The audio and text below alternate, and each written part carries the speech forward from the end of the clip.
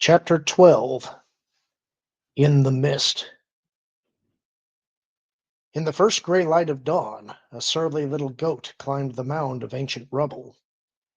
It hung its head, shaking it from side to side as though it had no control over its neck muscles.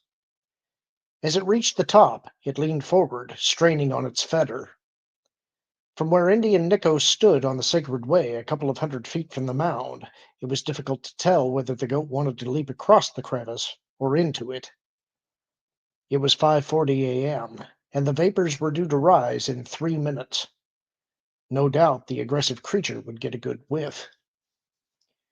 Indy glanced towards Dorian and Dumas, who were chatting amicably, as if they were the best of friends.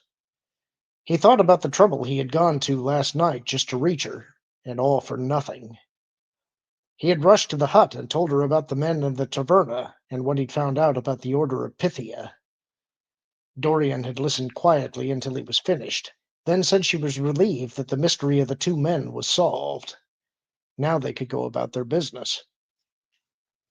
Indy was dumbfounded by her attitude. She wasn't concerned about the organization, and thought it was amusing that they would consider her to be Pythia. She had known about the group for years, she said. It was just part of the village culture and folklore, and the men were harmless. She also knew that Dumas had taken an interest in the order. In fact, she'd encouraged it, since it provided a link between the village and the scientists. Indy had returned to the hotel feeling like a popped balloon. He was confused, but he realized Nikos was probably right.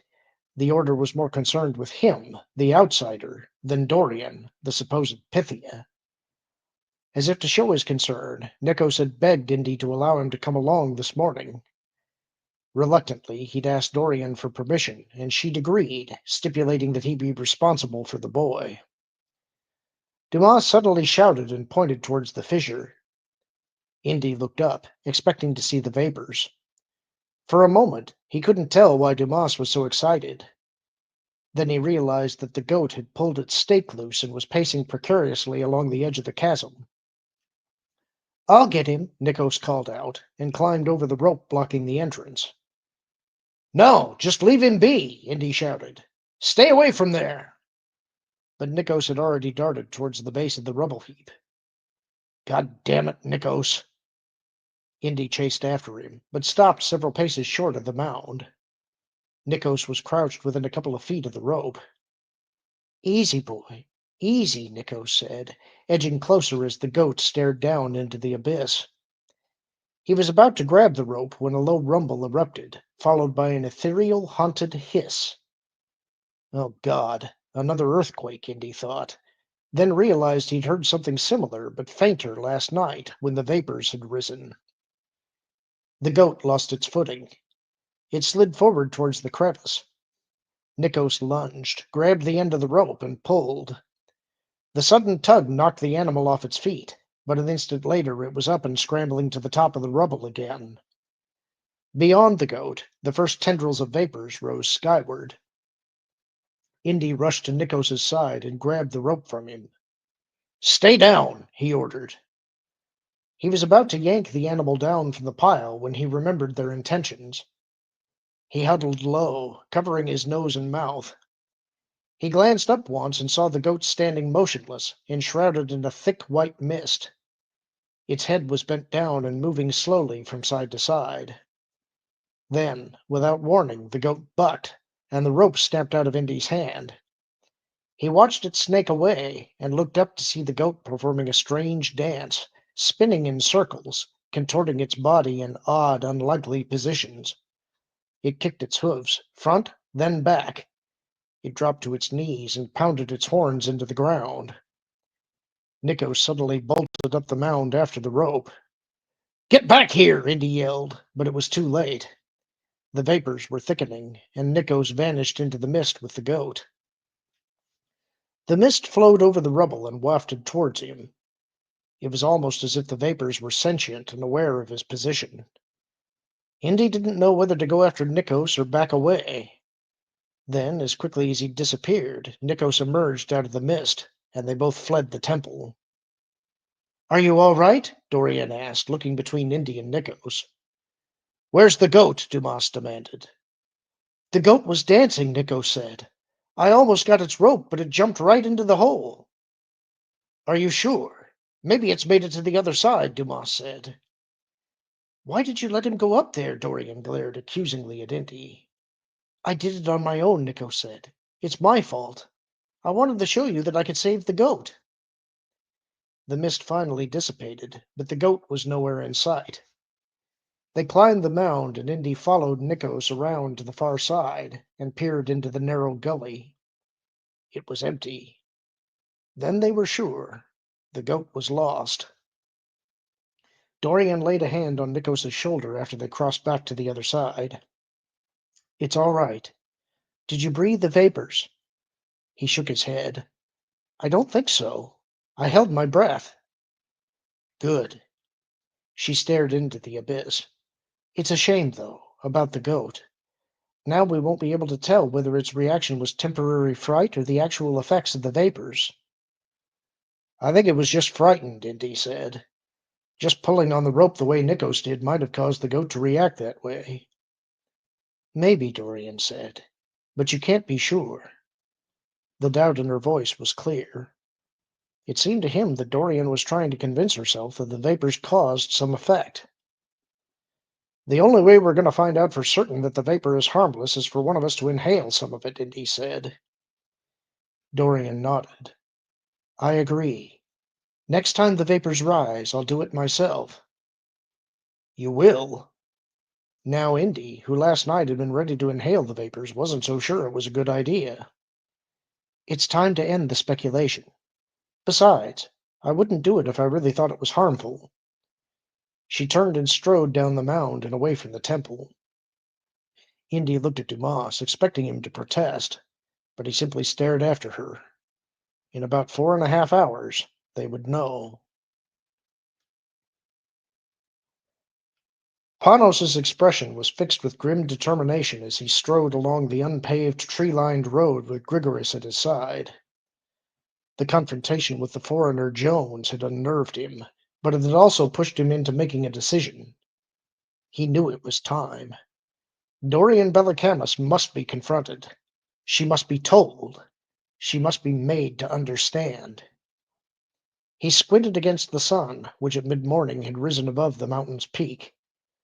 They passed the turnoff to the stable and workshop and continued ahead a short distance until they reached a trail where an ancient wall had once surrounded Delphi. The trail would take them above the sacred precinct, and they would make their approach from the steps of the theater, which overlooked Apollo's temple. It was a longer route, but no one would see their arrival. She won't listen, Father, Grigoris said as he hurried along beside Panos. She's an intellectual. She will laugh at you. She will think you are a silly peasant with superstitious ideas. Is that what you think, too? Panos was confident that his son was deeply committed to the order, but nonetheless he tested him from time to time. Grigoris hesitated before he spoke. If I had grown up in Athens and attended one of the colleges, I am sure that is what I would think. Panos gave him a sharp look of rebuke. He had taught his son to answer questions directly, not with obscure comments. But I know too much, he quickly continued. I am not as short-sighted as the intellectuals. I am open to what they would find unacceptable. Panos nodded in agreement. It was the answer he had hoped Grigoris would give. He beamed with pride. Someday his son would lead the Order of Pythia. As the high priest of Delphi, an emissary of Apollo, he would grow into a determined, disciplined man. But first he must learn to understand and control his darker emotions. If he failed to do so, Panos knew that the years that he had spent preparing his son for his role would be lost. Whenever he became concerned about Grigoris's temperament, he thought about the Olympian gods. They behaved at times as poorly as his son. They were a tempestuous lot, who had come to power through a brutal struggle with their predecessors, the Titans. Apollo, in particular, showed the same sort of aggressiveness that Grigoris did. When Apollo was consulted at Delphi about the viability of undertaking a war, more often than not he had recommended invading the enemy. The trail turned and they emerged just above the bowl of stone benches that formed the old amphitheater. Below, the temple was blanketed in mist, the way it was in early morning. He could barely see the columns. But this was no ordinary fog. It was too late in the morning. It was the mephitic gases, ichor, the vapors of the gods, welcoming him. Somehow he had known that the vapors would be rising as he arrived. They were another sign the timing was right. He gazed a moment at the thatched hut outside the temple, between the sacred way and the place where the sanctuary of Poseidon had once stood. Dumas had told him that it was built in such a way that several men could carry it to the edge of the fissure where he and Pythia would hold court for the king and others who requested their service. Later, when Delphi's renaissance was widely recognized, there would be plenty of money available to build a new temple. As far as Panos was concerned, the remains of the old buildings could be cleared away for the new. More than anything, Panos was anxious to hear Pythia speak. He knew he would instantly recognize what others heard only as babbling. The cryptic language of the gods was the legacy of the order. It wasn't taught like an ordinary language, but learned at a deeper level. For 1,600 years, generation after generation, century after century, the order had served as the caretaker of the sacred knowledge and the secrets. At times, the order had fallen to one or two members, but always the knowledge and the secrets had survived. Panos had no doubts that the gods had watched over the order, guiding its members, always instilling them with the understanding that the oracle would return one day to the world. The gods and destiny, after all, were one, and the return of Pythia was inextricable. Now at last, after all the centuries of waiting, the new epoch was about to begin. At that moment, he saw Dorian Bellacamus, Pythia, walking away from the hut. He stopped and watched as she entered the temple and disappeared into the mist. He wanted to shout for joy. He had puzzled over how he would draw her into the vapors to prove to her that she truly was Pythia, but she was doing it on her own, and that made him even more confident that everything was working out just as it was meant. He hurried down the stone steps, Grigoris just a step behind him, and as they neared the base of the theater, two more figures moved into view, trailing after Pythia. "They're going into the temple!" Grigoris shouted. Then, before Panos could tell him to watch and wait, Grigoris called out to Dumas. He and Indy stopped and turned towards the theater. "You have no sense of caution," Panos snapped, even though as he said it, he knew Grigoris was right. It was time to act, not watch. "Panos!" Dumas yelled. He waved his hands frantically. Grigoris charged ahead, and Panos hurried to keep up with his son. When they reached him, Dumas explained what they already knew. Bellacamus was in the mist, and there was no sign of her. Jones stood several steps away and watched them with curiosity. If the incident at the taverna had frightened him, he didn't show it. Grigoris stepped between Jones and the temple. "I'll watch him, Father." "What's going on?" Jones demanded. "None of your business," Dumas said. "Do not forget what I told you last night." Grigoris took a step closer as if to reaffirm that he was the one who had attacked Jones. Panos turned his attention back to the temple and asked Dumas the exact location of the fissure. The wide-girthed archaeologist waddled forward and pointed. Just then, an eerie shriek pierced the veil of mist. The sound sent shivers up and down Panos' spine. "Stay here and wait for me," Panos said, and rushed towards the temple. He climbed over a rope and the remains of the wall and hastened towards a mound of rubble that was partially enveloped in the mist. He knew that the vapors would only affect those who were susceptible to trance states, and that as a priest of the order he was protected. Still, he took a deep breath and held it as he climbed the mound. He reached the top and glanced around. No sign of her. He expelled his breath and cautiously sniffed at the air. There was no odor to the mist, and no immediate effect. He took a step forward and gazed down into the yawning mouth of the abyss.